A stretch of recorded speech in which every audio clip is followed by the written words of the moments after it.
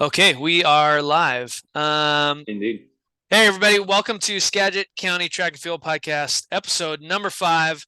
Happy to have Mr. Tim Boonstra on the show with us today. Tim, thank you so much for being here. Indeed, a pleasure. Um, so Tim, you have a pretty unique background. In our communication back and forth with each other, I'm excited to hear this first segment. So just so our listeners know, Tim, what's your current role at Mount Vernon Christian? Yeah, so me and Linda have been splitting the head coaching duties for a period of time. Definitely last year we were officially a head coach split, and I don't remember the year before we might have been as well. So she's been trying to slowly transfer all that knowledge she's got rattling around in there, transferred over to me. And man, like every every workout she's ever run, she's got written down on paper and stored somewhere. And I'm pretty sure it is all still there. So Yeah. when the day comes, she's gonna give me a stack of papers that is uh infinite, and I'm gonna have to cipher through what I want to do with Wow, that. that's like the magic binder from Waterboy.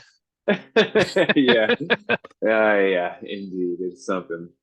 So, give us your. This will be a 2 minute drill. Give us your quick and dirty background on you as a competitor, how you got into track. Both like I said, as a competitor and also as a coach. Yeah, absolutely. I grew up in Canada, Ontario, Canada, a couple hours east of Toronto. Track is run a little differently in Canada. We do not, like in track and field in Ontario, we don't separate school sizes. So you run against all school sizes, and you only compete against your grade, your age. Mm, So that's how things are broken down a little differently. Living in Southern Ontario, I mean, there's 10 plus million people who live within, uh, you know, uh, like if you draw a 100-mile radius from Toronto, there's about 10 million people in that circle. wow. Um, so these track meets that I grew up going to were, I mean, huge. Like we would start, like every track meet I ever went to in high school started at 9:30 or 10 a.m. and went till 7 or 8 at night. So Whoa. Hmm. yeah, it's a different beast. Yeah. Yeah. So uh, gotta mention one thing right off, because I listened to Peters and he mentioned that he high jumped his freshman year and jumped 5 feet. I high jumped my freshman year and I jumped 5'8". And again, in a population center like that obviously didn't get me anywhere. That's right. Take Um, that, Peter. yeah. uh, long jumped and triple jumped as well that year, and then ran on a couple relays, 4x1 and 4x4. And then my sophomore year, I did not high jump. It was just long triple and the relays. And then my junior year, I started hurdling, which meant for me 400-meter hurdles. Again, because in Ontario, running against your grade, Hmm. they do 300-meter hurdles for freshman boys on 33-inch hurdles. They do 300-meter hurdles for sophomore boys on 36-inch hurdles, and then 400 meters on 36-inch hurdles for juniors and seniors. Um, so I never ran 300 hurdles, just straight into the 400 hurdles there as a junior.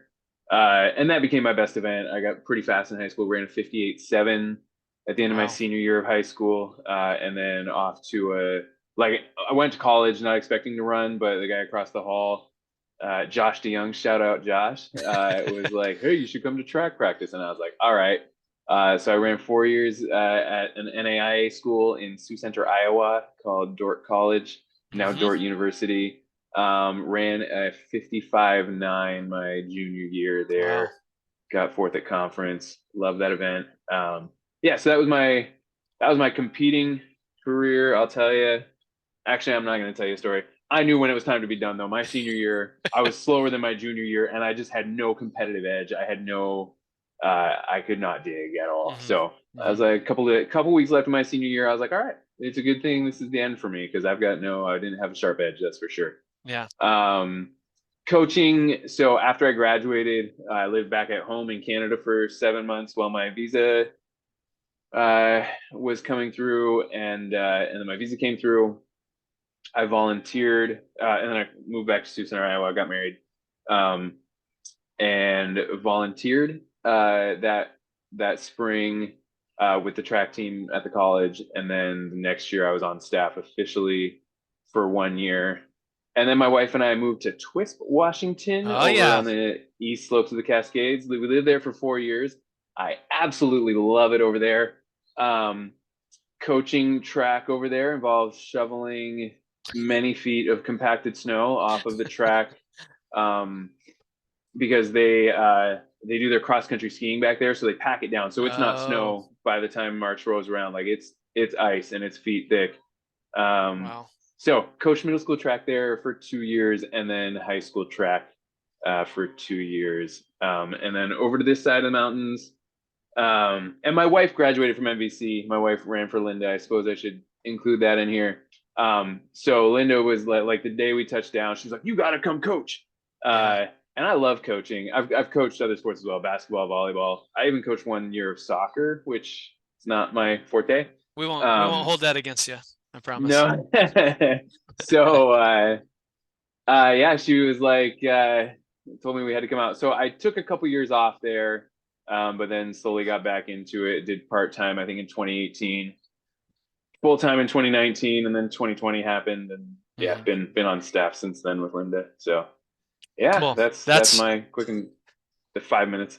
that's super unique, and I'm curious to figure your perception on our county meet. I'd love to hear your Yeah, thoughts, especially coming from your time competing as a high school athlete yeah, in up in Canada. But yeah. maybe touch on that a little bit and kind of tell us what you think of the Skagit County meet. Yeah, so obviously, and you've talked to the other coaches about this too. I think we're all pretty high on our county meet. We all enjoy that a lot. And there's a lot of great competition there. It is nice. Um, like I think what the county meet does well is it puts in perspective for kids.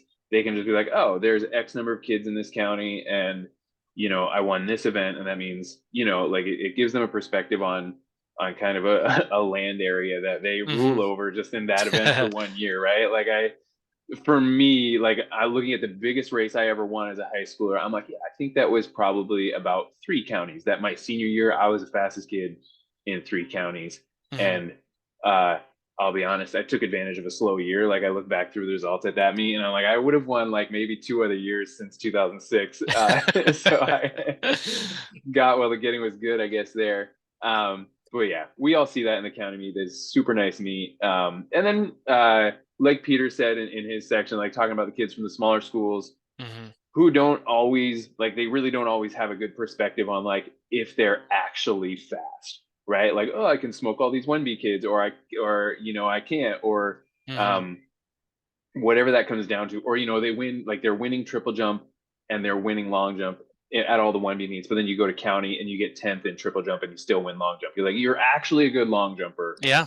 Yeah. You're not actually a good triple jumper, right? Like you can see, like you get a bigger picture on that kind of stuff from there. Yeah. Yeah. That's good perspective. Um, Yeah. but before we move on to multi-event stuff, what exactly like events are you quote unquote in charge of in your role this year? So as you know, Linda does a fantastic job putting together a staff Hmm. for coaching. So in the years I've been coaching with Linda, I have not actually, like, not even once been hitting my strike zone. Um, so like coaching and competing previously, like sprints, hurdles, relays, jumps, right? Hmm. Like that's where I would say I excel. But we've got Timmy for the jumps, and I mean, I think Timmy's a fantastic jump coach. Like if you go to the 1B 2B state meet, like you can find guys winning state who have like worse technique than our worst freshman jumpers. Like Hmm. Timmy is really a fantastic coach, and all of our jumpers have good habits to show for it. Uh, and then Linda will not let go of it. Well, she's been letting go of the hurdles a little bit, but she loves coaching hurdles and she loves coaching relays. So it's like I'm not touching those things while she's around. Yeah. Um, and then sprints has kind of been by committee for the last handful of years between her and me. And then Jeffrey McClellan was on board again last That's right. year. So primarily, I've been coaching high jump, which again, I wouldn't say that's hitting my strike zone. I've learned a lot. I've had some fantastic athletes. And Tiger Bronc jumping 6'4" a couple years ago was Hmm. was pretty fantastic. And he was really consistent up over 6 feet, 6'2". But yeah, so high jump is primarily what I've been doing. Again, we'll see if I can loosen that vice that Linda's got on Yeah. the hurdles and relays. And again, I'd be perfectly comfortable coaching jumps as well, but as long as Timmy's around, I have no need to trifle there either. Yeah, that's awesome. That can be tough. I mean, especially if there's different philosophies involved, Yeah. and different training methods. That can be hard. Um, Yeah. so let's get into that a little bit if we can. I kind of want to focus on two big things with you. One is, I think a small school thing in terms of you've got to be able to share athletes, and those athletes, in Yeah. order to score points for your team, have to do a lot of different events and a lot of different disciplines. Yep. The other thing I want to touch on later is culture, and that's something that I've always been in awe of with Mount Vernon Christian specifically is your guys' unique and really strong culture. So Yeah. as far as the multi-event stuff go, um, can you walk us through maybe a normal practice? You pick the day or the time of the season, but say you've got a kid that is, doing a couple different events. How do you guys manage where that kid practices in things like that?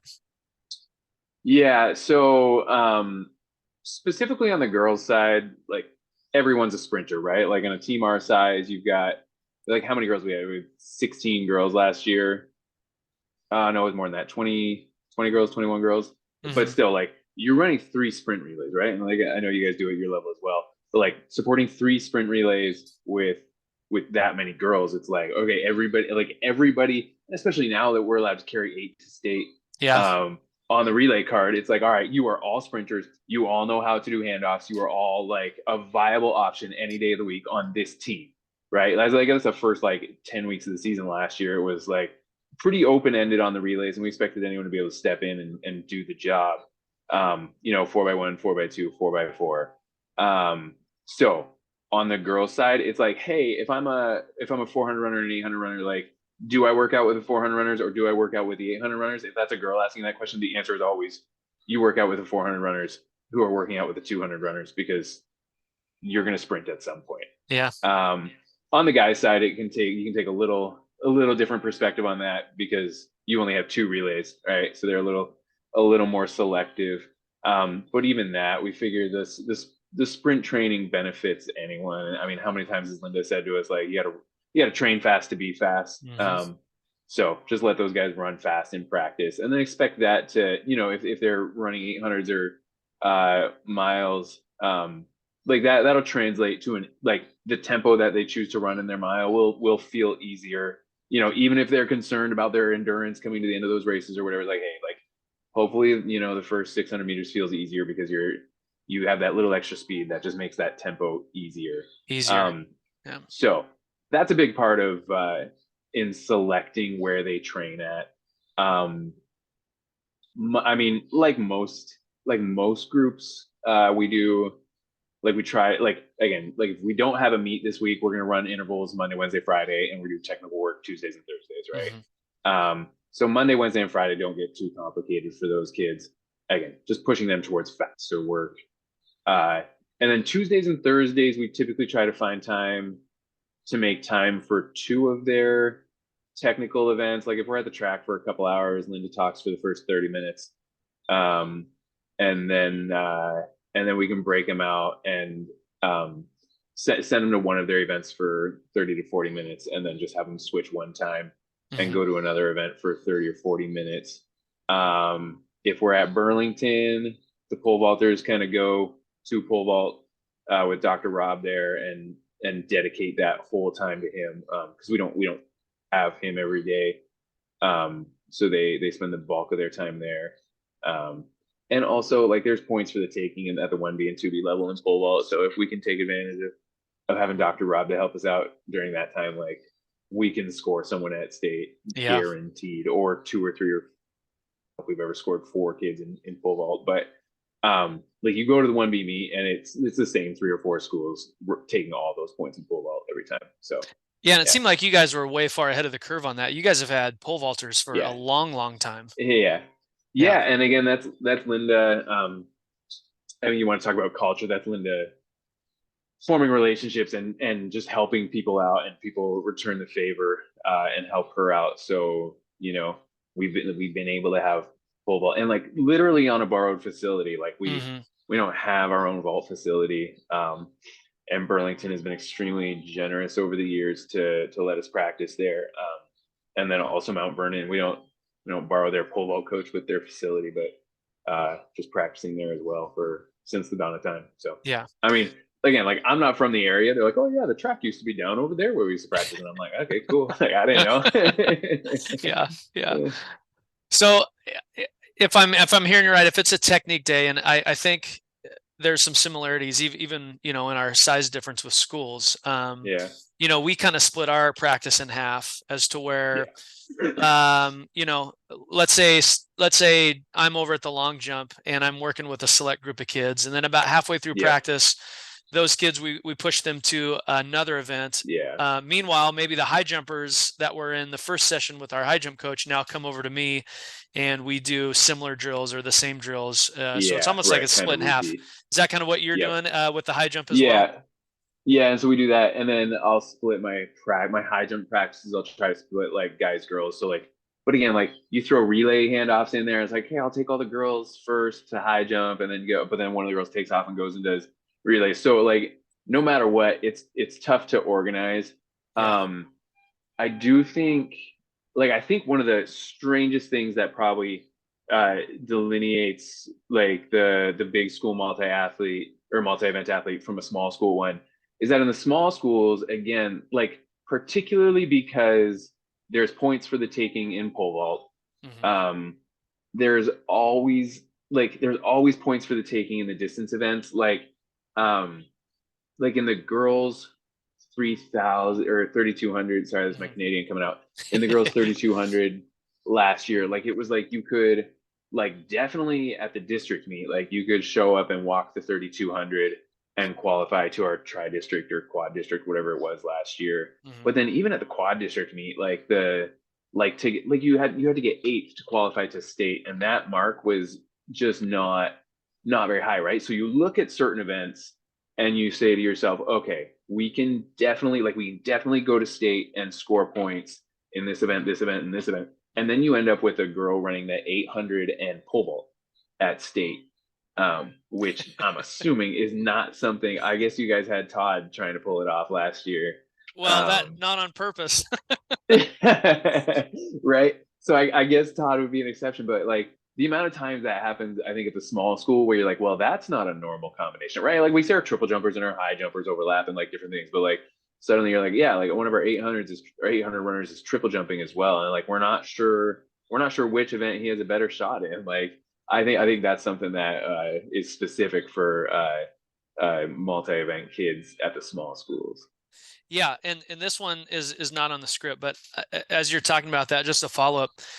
Do you guys as a staff sit down and look at, okay, we know we're going to score points. This is at the beginning of the year. We know we're going to score points in events 1, 2, 3, and 4. We need someone to pick up 5 and 6, and then maybe we can get someone to double in 7 and 8 and give us an outside shot. Is that something you Right, consciously yeah. do beforehand?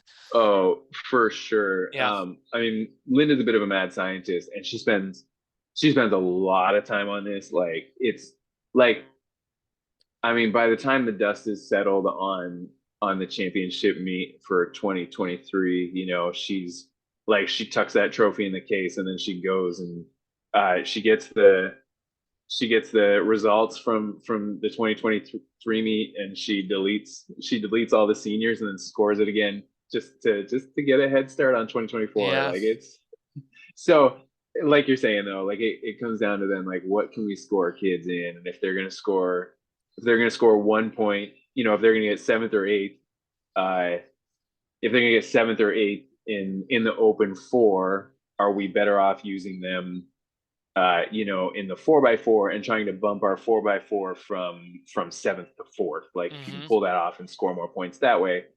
Um, and then again, trying to figure out where you can use your female sprinters, and just trying to do all that metric. Um, but yeah, she spends a lot of time on that, and then the pole vaulting 800. combo that I mentioned before. Like we had a girl last year where honestly, like I think me and Linda missed, like we missed an in-game call where pole vault was supposed to start at like 5:30, and then this girl's 800 was supposed to go at like 6 or 6:15. Hmm. And she had a great shot to qualify to state in pole vault, and she had to PR in the 800 by like 9 seconds to qualify for state in the 800. And so like we had people out there with stopwatches giving her splits and talking to her because um she was in the slow heat because she missed our district meet because she had COVID probably. Yeah. Um, but because of that rule where you can pass someone through, whatever. Yeah. She got passed through, but she got put into the slow heat. Um, and then pole vault got way behind. And so when pole vault got behind, me and Linda should have looked at each other and said, she's not running the 800 Yeah. because if she runs the 800, there's no way she's going to qualify in pole vault. Like we should have, I don't know what we were thinking in the moment. But we ended up putting her out there and she PR'd by 9 seconds in the 800. She ran a fantastic race and she got ninth and she didn't qualify for state. And then she went and no heighted in pole vault Yeah. because she Because had her just run an legs were 800. tired. Yeah. Yeah. Yeah. So, we dropped the ball on that one. But so it goes. It's all, everyone's got a story like that, right? As a competitor, as a coach, like it's happened to all of us. So, Yeah. And I think that's honestly the last couple years, that's been the funnest part of coaching is figuring out where those yeah. puzzle pieces fit. My first couple Yeah. years at Mount Vernon, it was like, hey, you guys don't have any triple jumpers or any, 300-meter hurdlers. I'm like, yeah, that's too Yeah. bad. I guess I got to go recruit the hallways more rather than, Yeah. say Looking at the kids you got. exactly. Yeah. Yeah. So, Yeah. Interesting. cool. Okay, I want to move on from events. You did a great job there in terms of Yeah. Thanks. answering the questions I had. I kind of want to look at culture, and when I was at LeConner, I was always in awe of you guys. I saw you guys practice a few times, and things Yeah. at practice, at least from an outsider's perspective, looked like a well-oiled machine. There were certain Yeah. things that everybody did and everybody was doing fully. You guys come off the bus and you all match. You've got state titles to back things up. Yeah. Can you kind of go into your guys' philosophy on creating culture? And is that different each year, depending on who you got, or are there things that you guys make sure are steadfast every single year? Yeah. So, and again, this is all credit to Linda.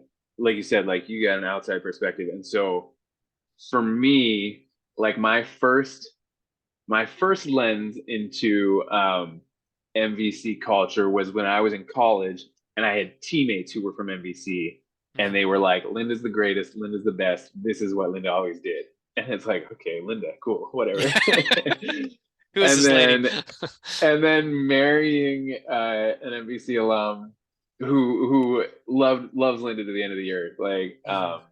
and again, like Linda is tough. Like she's incredibly tough on the kids, and like that is one element of it. She's genuine and so caring, which is why it works. Um, and she can give hugs to the kids that I don't have those hugs in me. She's Yeah. amazing. Yeah. But the toughness is just like such a driving element that there's no, like, she doesn't give kids wiggle room. Like there's no excuses. There's none of that stuff. And it has served her really, really well. And again, there's kids who hate it and they come and they jump for a year or whatever, and then they don't come back. Like my nephew was like track and field. He did it for a year and he's like, see ya, I'm out of here. I don't want to be home at 6 o'clock, in February when it's dark and raining. And Linda's telling me all this stuff. Like he just didn't want it, right? And Mhm. that's fine. Um, you got to be a little crazy to do track. But I was talking with Jeffrey the other day, and at least in track we have bad weather at the beginning, and then the weather gets nicer as you It's go. Whereas better. like he coaches soccer, and it's like the weather's nice at the beginning, and by the time you're at state, you're like, oh, this is terrible, right? Like that's no Yep. way to do it.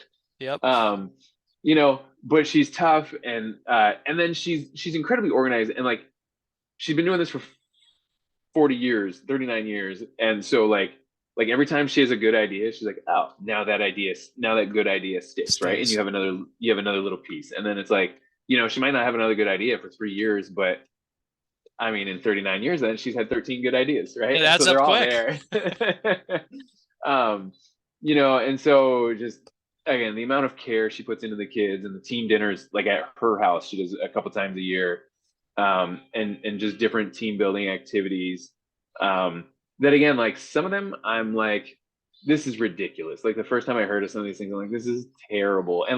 And literally every year I'll think those things. She's like, we're doing this year. And I'm like, that's dumb. And then the kids are all like, this is great. Like the kids Uh, love it. And I'm like, okay, I guess that's awesome. Like, yeah. I don't know.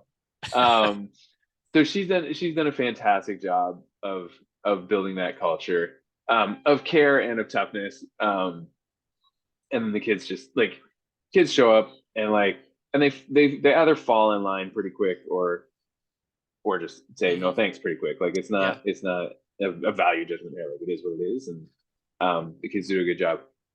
Whether or not, I mean, someday Linda's not going to be large and in charge anymore here, and it's going to be up to the rest of us to try and maintain that culture and the expectations and the standards. So we'll see if we can pull that off. Yeah.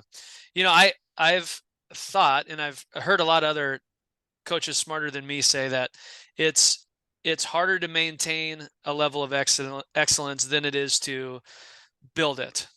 And once you get up to a certain Interesting. point, it's really, really tough to maintain that. And you guys have done that, man. It's been really cool. Are there like, can you shoot out maybe 3 to however many staples that reflect your guys' culture? Like, for instance, I said this earlier. I noticed that when you guys walk off the bus, everybody's in matching warm-ups, and you don't see that anymore. You know what I mean? Yeah. Are there things like Uh, that you can kind of hit on specifically? yeah, she definitely holds that pretty tight. I'll be honest. I was at the office and I was like, I'm just gonna stay and do the Zoom call from the office. And then I was Yeah. like, I'm wearing a MVC volleyball shirt. I'm like, Linda would fire me. She looked at the podcast. She's like, what uh, shirt are you wearing? You're I'm out. No. breaking the code. Uh, Yeah, so I came home and put my MVC track shirt on. Yeah, no, she's still big on that. Like, go as a team, move as a team, look like a team, and all that stuff. So that's a big part of it. Like, and she'll take sweatshirts from kids. Like, kids will show up in an Anacortes shirt and be like, "I'm mhm, from Anacortes," and mhm. she's like, "Well, I hope you brought another jacket because you're not wearing an Anacortes sweatshirt to her thing." And they're like, "I didn't," and she's like, "Well, you better beg, borrow, or steal Yep. because." You're not wearing that, right? And they're freezing it. And they only make that mistake once, though. Right. Right. Um, I mean, I would hit on what I said before. Like she does a good job of setting the expectations, Mhm. and so like the kids know the kids know what is expected of them. And I mean, one thing I always take as a metric in my coaching, like if you've got 20 kids standing in front of you and you give some instructions and 19 of the kids go and do the right thing, like Yeah. you gave pretty good instructions, right? If you give instructions to 20 kids and like one kid gets it right and the other 19 are like you probably need to That's on evaluate you. how you're Yeah. instructing that element of whatever you're doing. She gives good instructions. She makes the expectations clear. And that comes down, I mean, there's a booklet at the beginning of the season. There's a website that contains all the same information as the booklet. There's emails every week Mhm. that contain all the same information as the booklet and the website. Um, and her ability to just repeat the instruction, repeat the expectation, it takes hold pretty quickly.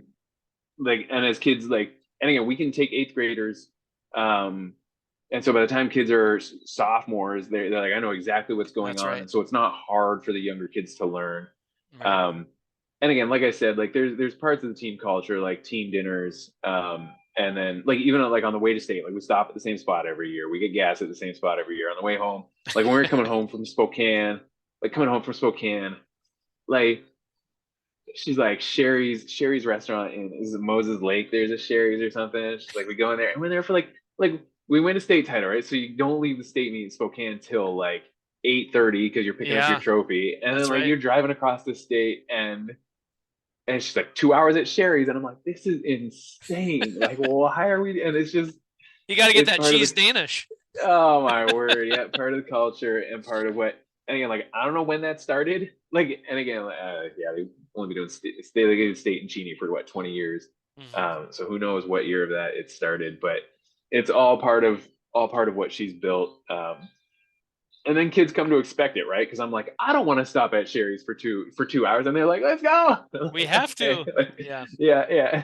So all right, Well, that's cool. I'm thankful that you're able to share that stuff with us. yeah, Again, some people hold that stuff pretty close and secret, and right, whatever you guys are doing, it's working great. yeah, So, thanks. um, let's move on to influences real quick. Can you maybe talk about who have been or what have been like the three biggest influences on you as a coach? And that could be other people, other coaches, books, Yeah, you name it. um, yeah. I mean, I listened to what some of the other guys said, and I think we all shout out our high school coaches. Hmm. I mean, my high school was a small, like the high school I went to was small as well. Um, and we didn't like, I think my eighth grade year, like, so the year before I got to that high school was the first time, my high school had a track team. And it was like one of the, like, there was some twins in the class above me, and they were fast. I mean, by their senior year, they were 8:15 in the 3K. So Wow. sub 9:30 200 meter runners. Like those two, and one of them ran at Pan Am Juniors, one of them ran at World Juniors. They were on a couple um, Canadian national, like university national championships for cross country. Like they were fast. So their mom like pretty much ran the high school track team for a handful of years there. Um, and honestly, like influenced my coaching a lot, but like you want to talk about influence in my life? Like I ended up running 4 years of high school track, and like again, honestly, looking back, like if my like I enjoy, like I play volleyball, I play basketball. Like if we had had soccer in the spring, I probably Probably would have wouldn't done that. have run track. Yeah, like I enjoy ball sports, and Hmm. so we didn't get a soccer team until my junior year, and I was like, no thanks. Um, so ran track for 4 years in high school, ended up running track for 4 years in college, marrying a girl from the track team, moving across the continent into a Hmm. different country. Like my life is so different because that lady started a track team Yeah. at my high school the year before I got there. And then I mean, influences on me, like those two twins who were just so fast. Like I never thought I was that fast because these two were winning races everywhere every time. Like they were, and I had a couple other teammates too. Like I had, I mean, I had a there was a long jumper a year younger than me who, like, I set a couple records in my school because I Hmm. was the first good jumper to go through, and every record I set he broke, and not by a little bit. Like he Hmm. was, oh man, I don't know my numbers because that was in Canada. But I mean, he was well over a 7.5 meter long jumper in high school.